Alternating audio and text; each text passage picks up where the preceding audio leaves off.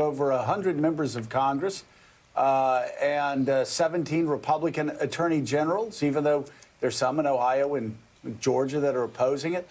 And it seems to be an act of sedition. And still, Ted Cruz is talking about wanting to argue the case before the Supreme Court, which you can understand because Donald Trump accused his father of murdering JFK and called his wife ugly. So why, of course, wouldn't Ted Cruz want to do that? But for an obvious PR stunt and an obvious grasp at a pardon, he sure is getting a lot of Republican support. I get a question all the time, Joe, from my friends, people in Washington, outside of Washington. Why are Republicans doing this? Why are they behaving in this way? Isn't President Trump going away? Don't they just want to push him out the door? And my answer, based on my reporting, is always that's not what they think. They do not believe he is going away. There is a growing acceptance of belief inside of the Republican Party at the highest levels that while he may be at Mar-a-Lago in 2021, he will not run from the scene. He may prepare to run in 2024.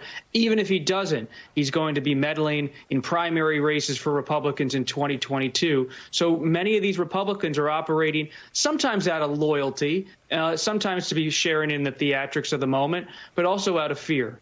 So, Bob, I mean, when you look at this list of 106 people, I think you touched on it earlier, but are there congressmen and women among them who actually believe that this lawsuit out of Texas or this filing out of Texas has merit, or is it purely cynical? Is it purely not to infuriate Trump voters?